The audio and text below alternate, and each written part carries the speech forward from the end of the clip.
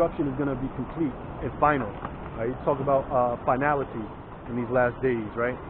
Whoever's meant to be put to death for being unrighteous, they're not going to be able to escape that judgment in these last days. Lord's will, of that number.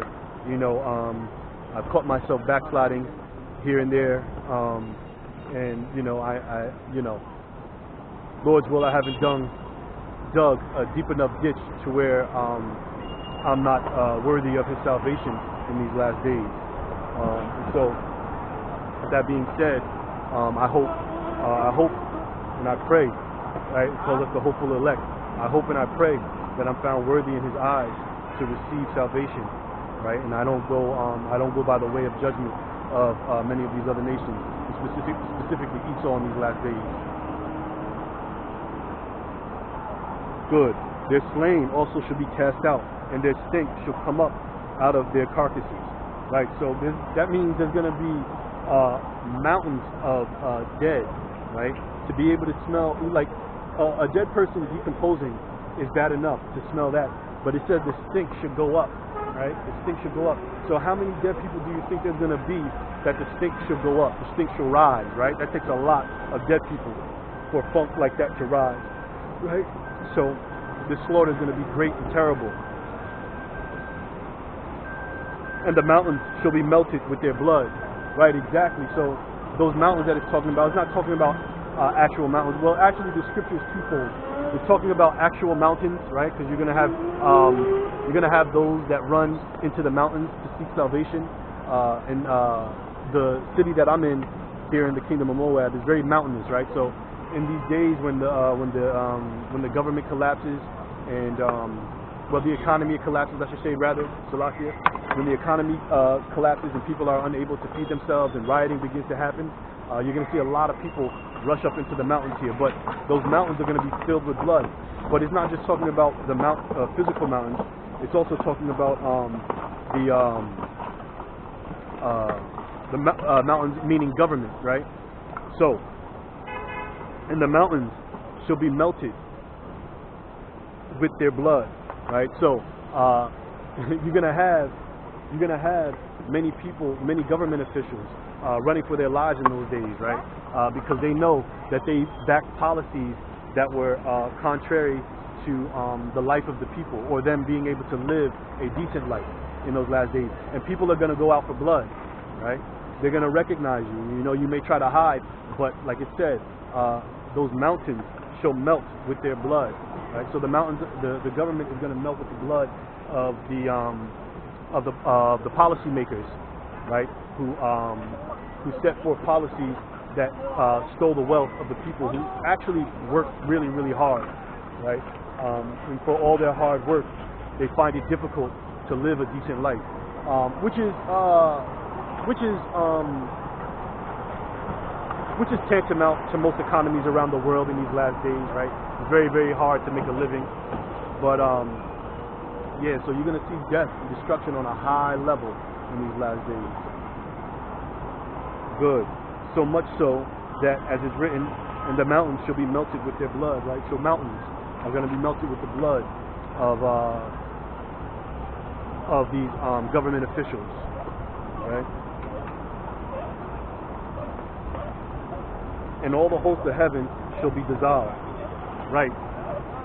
So that's talking about that fiery destruction of nuclear fire, right? What melts on a high level like that? Nuclear bombs, right? One of the things that Moab prides itself in is their country being extremely safe. They think they put their full trust and power into the government being able to save them, right? Whenever you ever talk to a Moabite, one of the first things they'll talk about is their food culture here in China, which their food is pretty good, but also too they'll talk about how safe their country is, right? They put all of their trust. Most Moabites, they put all of their trust into the government, right? And as I just read, woe unto thee that goes down to Egypt. Let me read that over. Woe to them that go down to Egypt for help, right? So in these last days, when the economy crashes, the people, over 1.4 billion people in this country, are going to be looking to the government to get them out of this situation, right? Just to be able to buy food and find a job to be able to feed their children. And they're going to find out real quickly, in real short time, that the government had them in a trick bag this whole time. And that's going to cause the people to riot, right, and go crazy. And all the hosts of heaven shall be dissolved, and the heavens shall be rolled together as a scroll. Right, so this is talking about when those nuclear bombs hit, right? It's going to happen all over the world, right? As much as whoever America thinks is their allies, many of these other countries in these last days, many of these other nations, whoever they have as their allies, they're also too going to be put to death, right? And be turned on, right? Be betrayed. Many people talk about how Iran and Russia, they're working together with China or whatever like that. But it's all business. It's all business. When it comes down to wanting power, though, business goes out the window, right? And so, just as many of these countries and many of these nations are going to turn on America, and you'll see nuclear bombs dropped on America. America's going to become a wasteland, as is written in Revelation. Many of these other countries are going to get bombed with nuclear bombs as well. Nuclear bombs are going to be dropped on them, right?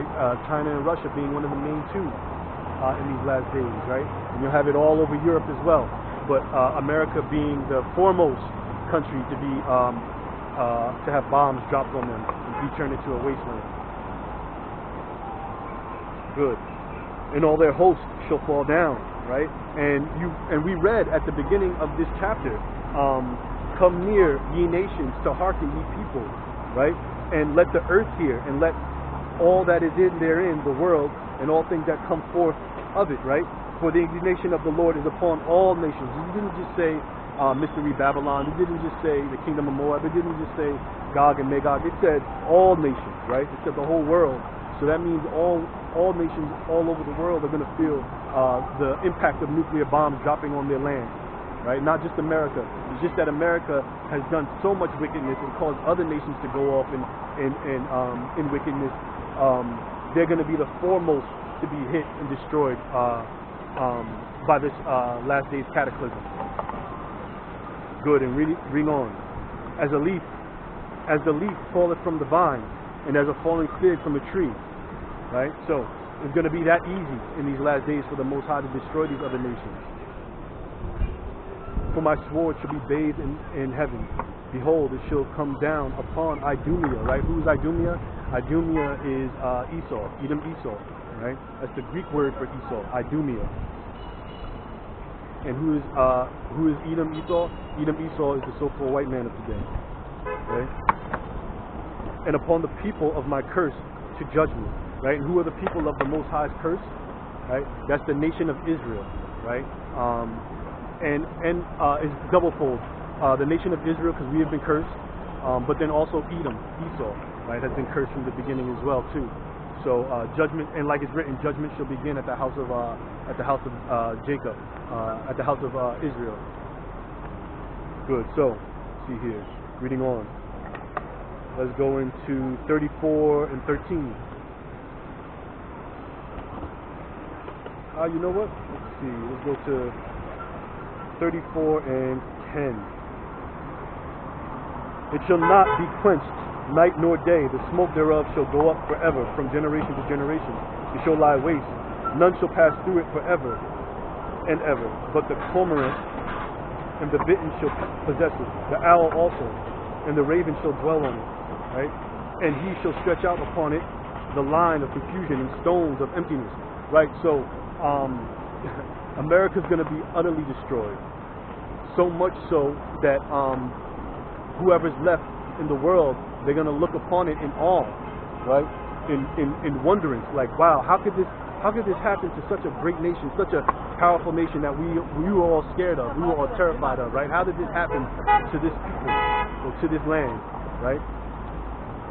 Yeah, so America's going to be utterly destroyed in these last days, right? Full destruction. It's going to be turned into a 2,000-mile barren desert, which no man shall ever inhabit again.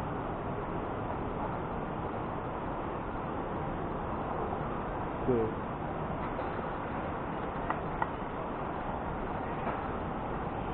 So reading on, we got 34. Good. Let's go to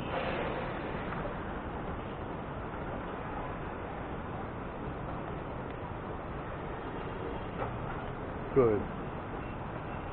Let me jump to Isaiah 13.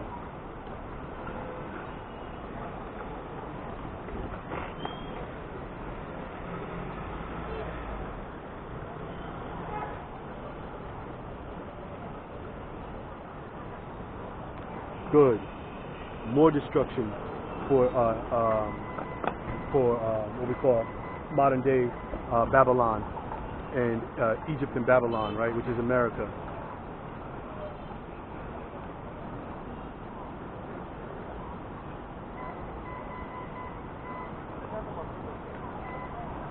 Good. So, the burden of Babylon, which Isaiah the son of Amoz did see.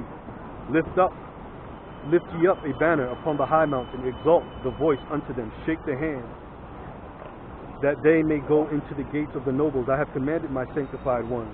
I have also called my mighty ones for mine anger, even them that rejoice in my highness. Right, so in these last days when the Most High gives spiritual power to his elect, right, those that rejoice in his law, statutes, and commandments, right, these last days are going to be, these last days are going to be a terror for these other nations, right? When this current economic system begins to fall down. The noise of a multitude in the mountain, like as of a great people, a tumultuous noise of the kingdoms of the nations gathered together, right? So there's going to be rioting, right? People are going to be wondering, why is this happening to us, right? So much so there's going to be a loud noise.